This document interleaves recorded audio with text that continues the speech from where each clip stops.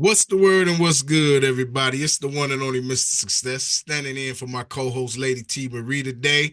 Up next, we got a very special guest on today's show. It's the Chicago Vibe, Jamal Thompson. Stay tuned.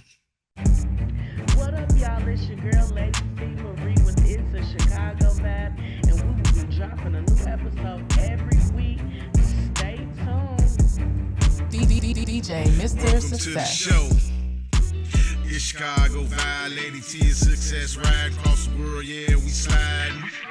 The hostess with the most, stand on business, yeah. A party ain't lit until we in it, yeah. On point got interviews, entertainment, sports, worldwide news, good conversation and laughter too. Promote shows and perform too. The dream team like Shields and Tyson in his prime. It's the Chicago Vibe, modern day Bonnie and Clyde, yeah. I'm your girl, Lady T. Marie with Itz A Chicago Vibe, signing out, sending love to the world and hugs to them thugs.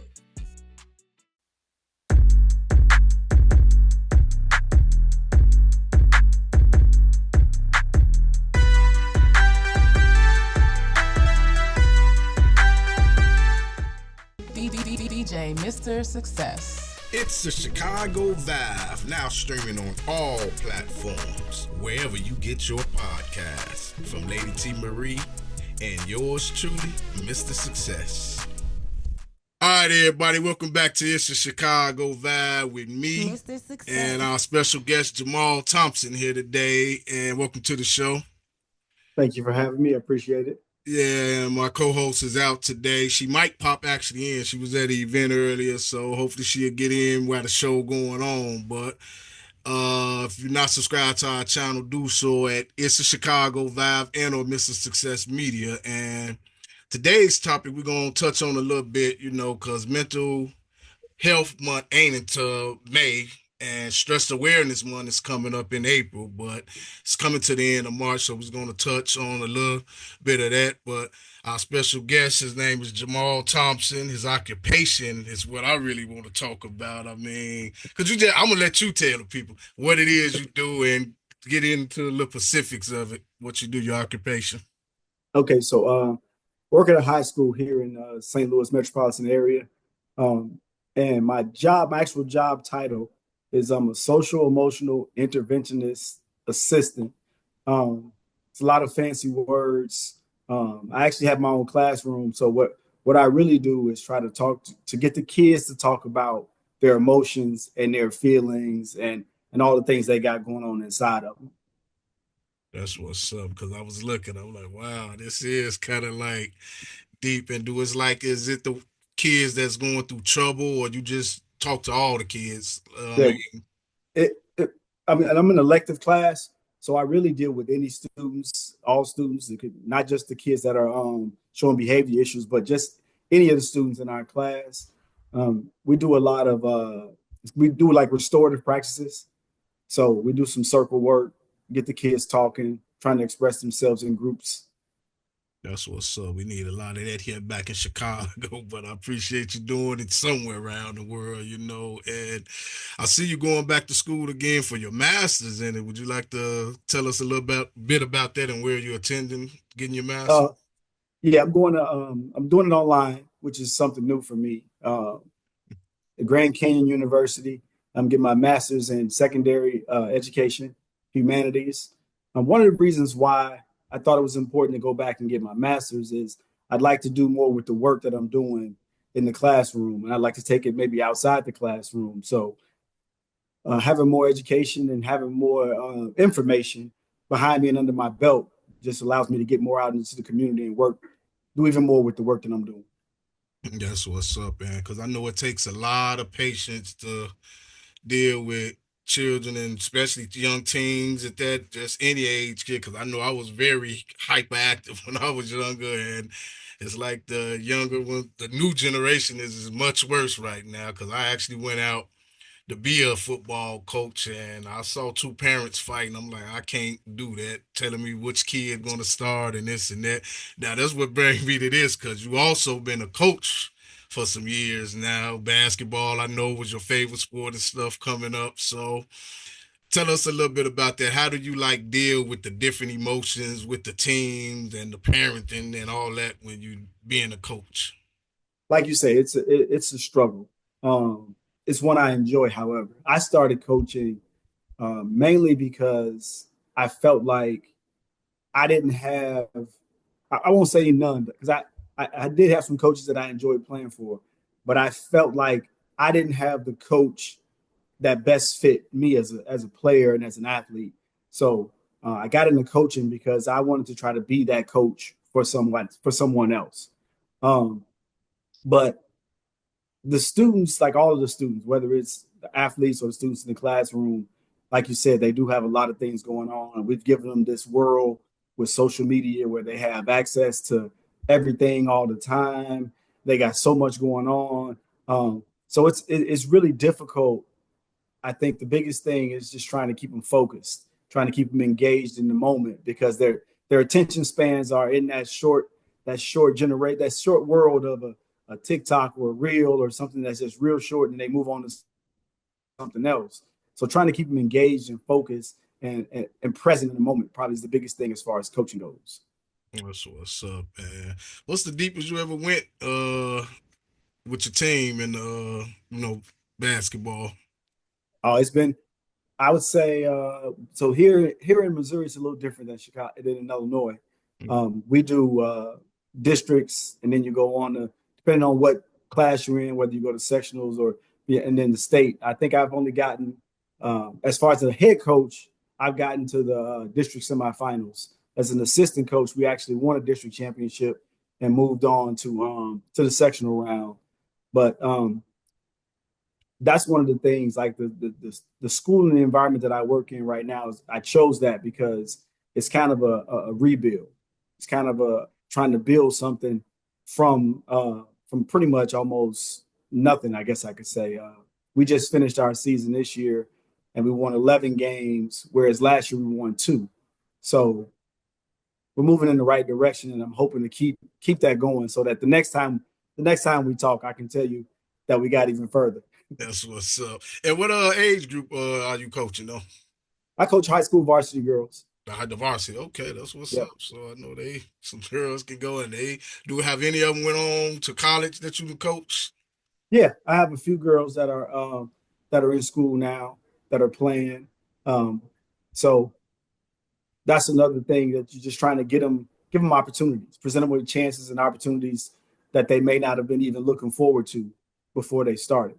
So yeah, that's a big part of what we do is to try to get them, even those who don't play, try to encourage those to go to school, whether it's trade school, whether it's college, and just to see their lives change in a way that's positive.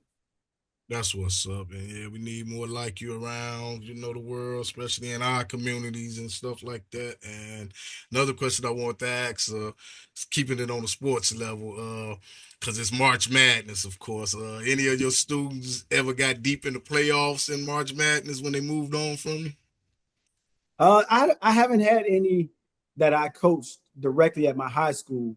A few years back, I coached travel AAU, so I was a part of an organization where I did like again I didn't coach directly, but we've had some kids that have gone on to play at through that organization. They had kids that go on to play at like Purdue and Iowa and places like that. So yeah, I've seen kids participating in March Madness to the highest level that I've been around, that I've been in the gym with. So yeah, that's cool to see kids go on to, like you said, college, the WNBA, and all that. You see them, and it's pretty cool. It's pretty cool to see that happen for kids, to see that dream be realized. That's what's up. Yeah, especially when it's somebody or then, especially coaching, so that's deep.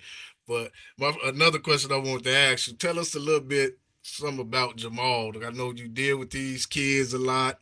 What do you do like on your free time to keep you together and stuff? Because I know that can be stressful and make planning how to keep kids and stuff together. What do you do on your spare time? Well, honestly, like right now when school's going on, there's not a lot of spare time. um, because like I said, I'm in school. I'm teaching every day. I coach in all 3 seasons. So I coach volleyball in the fall. I coach basketball in the winter, and right now I'm coaching track. Um, so it's usually work straight to practice. And now that I've started school, I've got homework to do and stuff of my own. So um, I do kind of enjoy. I used to enjoy being active myself and playing sports until I had an injury. So I don't really play as much basketball as I like anymore. Um, when I don't have school, being off in the summer, I try to travel as much as I can. This past summer, like I went to Arizona for the WNBA All Star Game, New Mexico for my family reunion. I'm always back and forth between here and Chicago. Um, my oldest is in Colorado, so I try to get out there. So really, I try to do a lot of traveling and just try to see as many different things and just experience as much as I can. That's what's up. And traveling always helps, especially relieve stress, and you get to think better and stuff, getting into different environment and stuff like that. But what or who inspired you to become a coach, to work with kids, and the occupation and stuff you chose? What inspired you to do that? I really, I guess I would say I kind of got into it. Um, I won't say by accident, but it just kind of I found my way into it. I didn't really think it was something I wanted to do growing up, um, but I have to say, like my family was heavy in education. Aunts that taught, uncle that was a principal, uncle that was a high school. I mean, guidance counselors. Um, my mother was working in the school, and that's kind of how I got into it, working in the school. She was working um, actually for one of my former teachers' friends in Riverdale, outside of Chicago, and I decided I wasn't going to go back to school, so I actually started working as a custodian in the summer. And when the summer finished, the superintendent called me in and asked if I wanted to stay on in the fall. Um, and I was like, I have nothing else to do, so I guess I will. And then that started. It started from there. I started enjoying being around the kids. I started coaching kids. So it just seemed to be something that was meant for me, I guess I would say. Yeah, that's what's up because it looked like you enjoying it. I'll be seeing your posts and stuff like that. It's like any accomplished they get, you post it, you talk about it, and then that's what kids need. They need somebody to motivate them, push them, and stuff like that.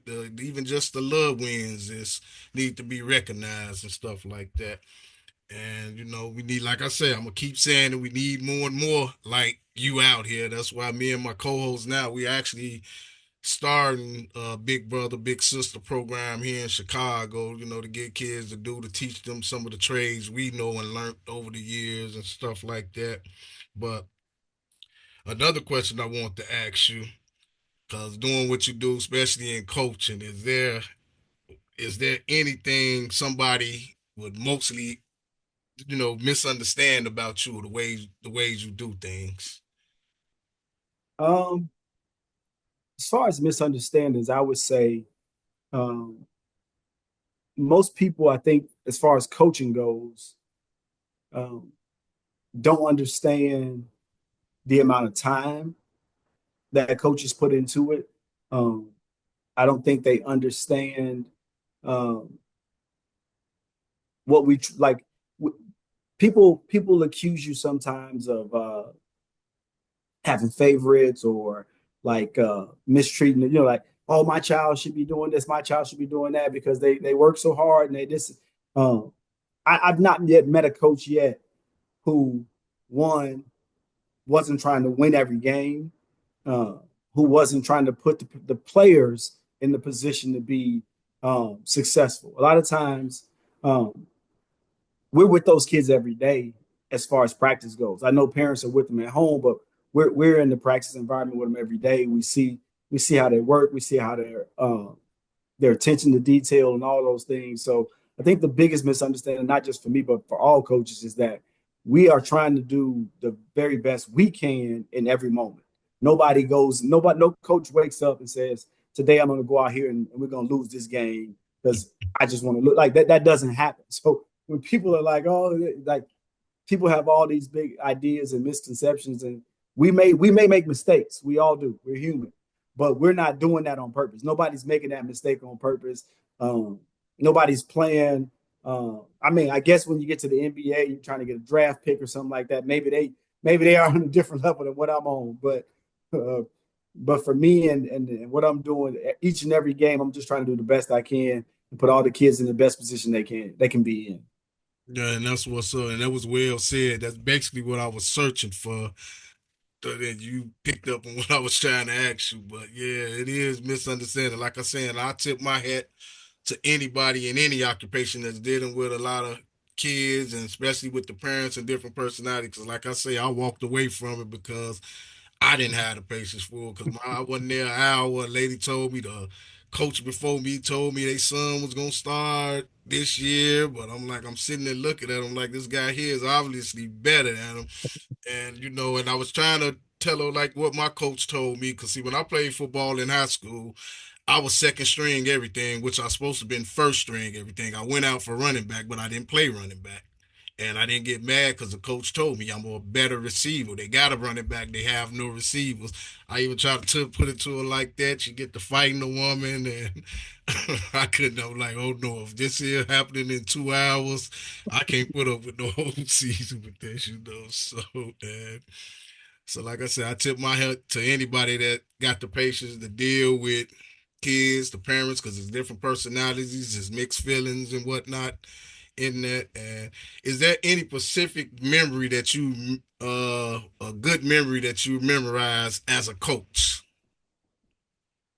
Um, I would say it's easy to remember victories on the court, and like I said, district championships and things like that, winning tournaments and things like that. Those are the easy things to remember and to point out. But I think like some of the um, biggest things are to see a kid go from struggling academically as a freshman or a sophomore to see that kid graduate and go to college. Those are the things that mean the most to me. Those are the moments and the memories that I have. Um, and see, I don't know, how much I should tell, but being over 50 now, I've been around kids for over since probably 1995, so like 30 years. Oh wow, And yeah. you talking about kids who were 10 or 12 years old, 30 years, like those kids are they're in their 40s now. Um, Right. so when I'm able to look and follow them on their Facebook or their social media and see those kids as parents, see those kids in the working world, see them being successful in like all areas. Like those are the things that are the biggest victories for me. That's what's so well said, and getting to this because we all have been, playing things and they didn't come out right the way we planned them. Like, what were some of your failures that you had experienced out coaching, and what did you learn from those experiences? I would say some of my biggest failures would be just connecting um, with a group of kids. I've gone into some seasons expecting um, some great things for teams, only for it to be a struggle every day and all the way through. So those are the moments where you do a lot of soul searching, you do a lot of reflecting, and you look back and you try to be more effective in the future. Um, but those are the hardest moments because um, as coaches, we carry it longer. Um, I think, especially with dealing with high school kids, um, they move on and they're over that loss or that defeat in the next hour, if it's that long. Like they move on to the next thing in life. They're already gone. Whereas um, we sit in it, especially if it's the end of the season. Like it may take days or weeks, or like I can still replay things that I did 3 or 4 years ago in games where it's like, oh man, I should have done this, or what if I only done this? What if I said this to that kid? What if I had done this or that? Like, so we carry it way, way, way longer than I think people understand. Um, I thought about coaching uh, boys and girls one year, and I've got a lot of family members that coach. Um, and I talked to one of my cousins, and he because he had done it before. So I asked him like, how is it, coaching boys and girls, varsity girls and boys in the same season? And he was like, he felt like he didn't do as good a job with the boys because he would still be in the boys' game would start, and he'd still be reflecting on what he could have done differently in the girls' game. Right. So like those are the things where it's like those are the things I have to learn from. Those are the things I have to build from. Is that like not just the reflecting and the getting better, but being able to compartmentalize and put that stuff away so that I'm not taking it home or into my relationships or into the next day to where it's affecting myself outside of or away from the court. That's what's so well put, and people don't know because a lot of that stuff, like you say, when you think back 3 years, what you could have did differently in the game or coached the game differently, and like you say, it sits with people as for days, like you say, months, years, some because you still thinking about stuff 3 years ago that you could have did Yeah, differently. and like you said, it's a different world, it's a different day and age. Um, Even for high school coaches, you have parents posting on Facebook and on Twitter, like X, and like they're talking about their kids' high school coaches. I've gotten emails, phone calls, like all kinds of things from parents that are, most of the time it's not praise. People don't reach out to you when they want to say thank you or congratulations. They reach out to you when they're upset and they want to tell you Right. how terrible you are and how bad of a person you are. Those are the phone calls and emails you usually get. So, like I said, those things are we take those to heart.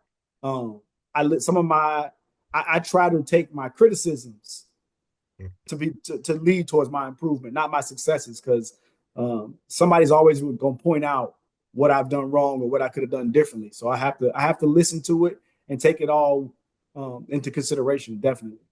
That's what's up. It takes a strong person to do that because, like I said, I know I wouldn't have patience for stuff like that. But seems like you're a great coach and stuff. But what is one thing that you would want to be remembered for as a coach, mentor, all the above? What is one thing that you would like to be remembered for? I think above all, um, I would just want to be remembered for somebody who, like something I tell people all the time. Kids don't care how much you know until they know how much you care. And I just would want to be remembered as a coach that cared about his players, um, cared about the game, and who just wanted to see people grow and develop in all areas of life, not just in the sports world. Because the person is bigger than the player. That's what's up. Well said, because that's what I like coaches I done had in my past. I would think about like what report would I give on them, and what you just said right there. They mostly want to improve, not just on the field, but off the field as a better person in life and stuff like that. Because I used to start getting in trouble in high school. It wasn't even football season. My coach used to come check, make sure I was in class, doing well, where I was supposed to be, and that meant a lot. That actually helped groom me into the person I have turned into today. So being a coach, like you say, they around coaches hours at a time, and it's like you gotta not just teach them, the game. You gotta teach them wars of life and stuff like that. You know what I'm saying? And it takes a strong person to do that. It takes a person with patience. And hey, tip my hat to you, bro. And I like what you're doing and keep up the good work. And I know that championship gonna come soon. But on that note, we're gonna pause for a word from our sponsors, and we'll be back after these messages. It's a mindset, a focus, a deep-seated spirit. It's an inner strength to keep your feet planted firmly on the ground, no matter what presses against you. It's confident. It's a belief.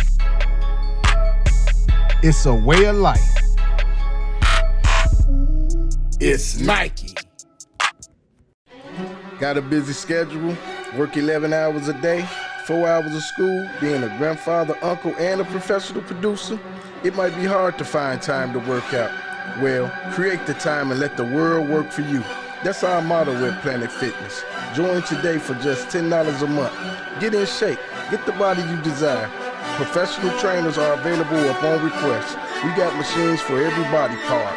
Hammer strength abdomen crunch machines. Bicep curl machines. Tricep press machines. free weight bench press machines. And you know we got the cardio machines. Every man and woman has a beast within them.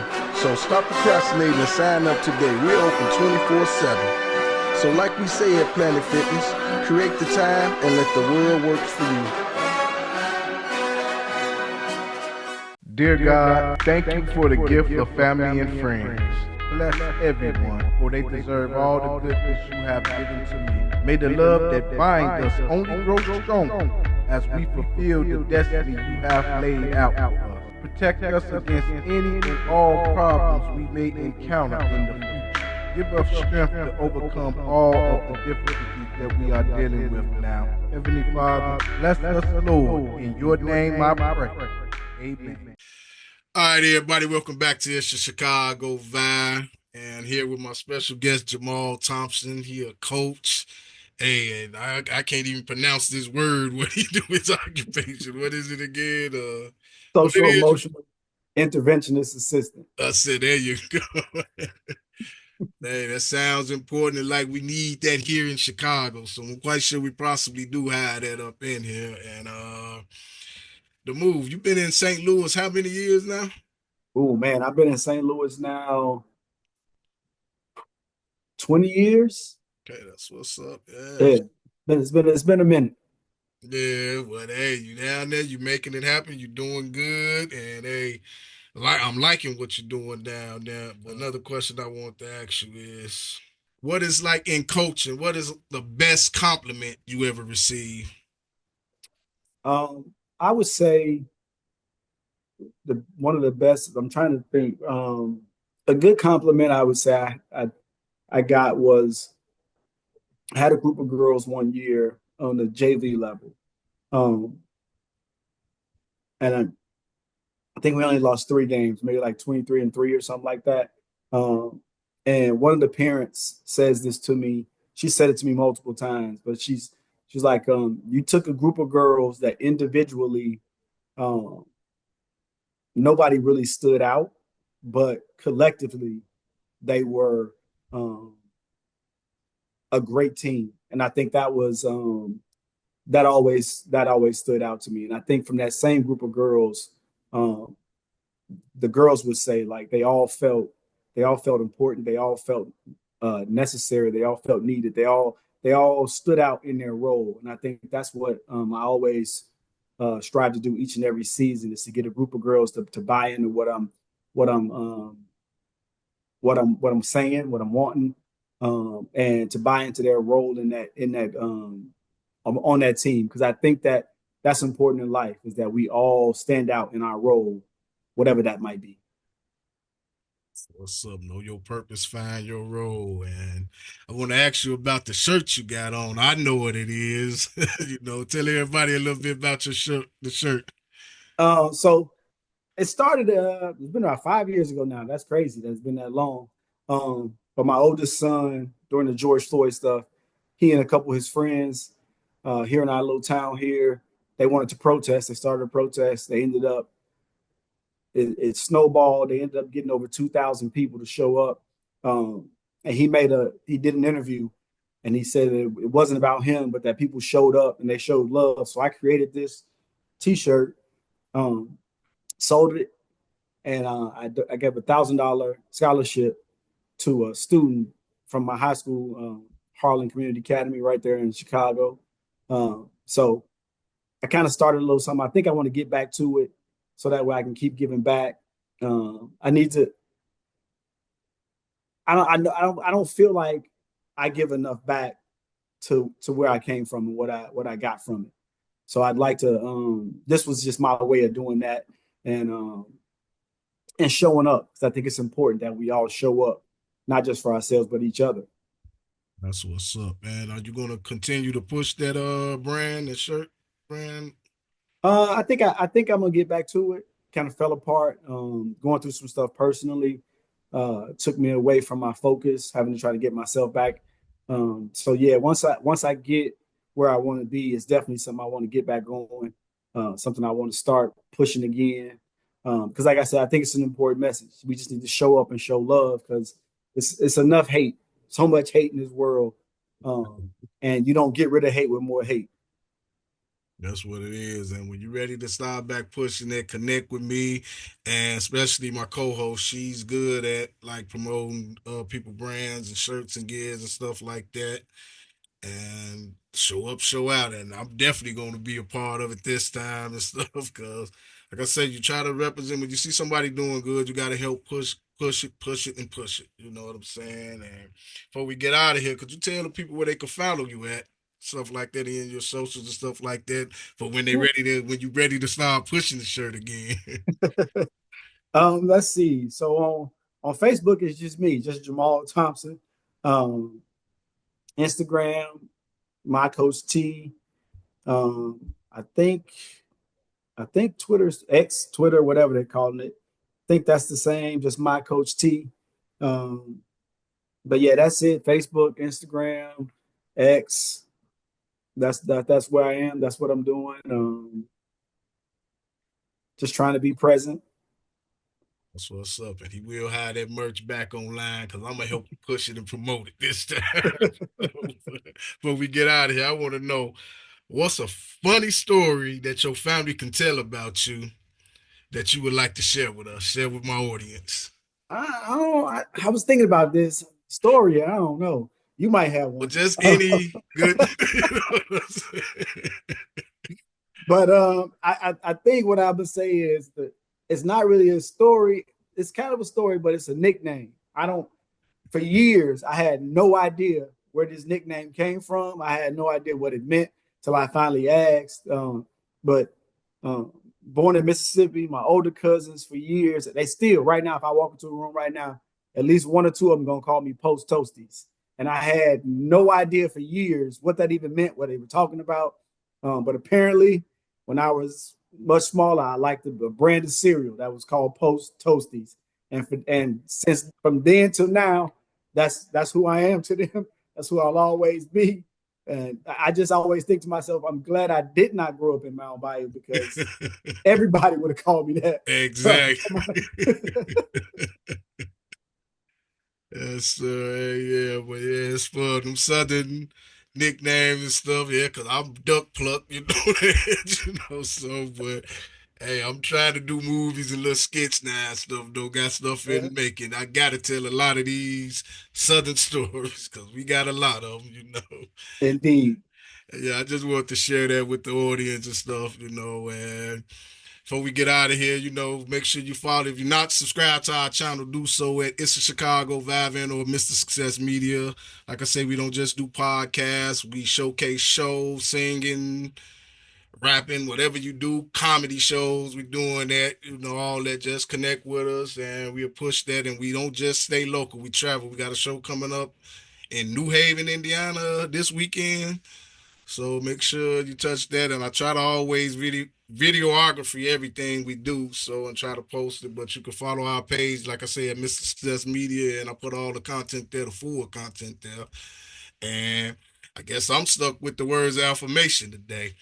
Words affirmation for today is know yourself, know your purpose, be the best you can be. Short but sweet, but from yours truly, Mr. Success. And you know my motto when you with Mr. Success, you always have a ball. If I can't tell the truth, it's nothing at all.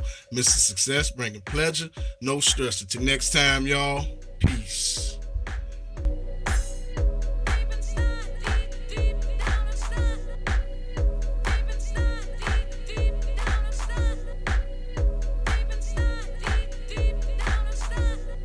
C-H-I-C-A-G-O, C-H-I-C-A, let's go, C-H-I-C-A-G-O, C-H-I-C-A, let's go, C-H-I-C-A-G-O, C-H-I-C-A, let's go, C-H-I-C-A-G-O, C-H-I-C-A, let's go, C-H-I-C-A-G-O.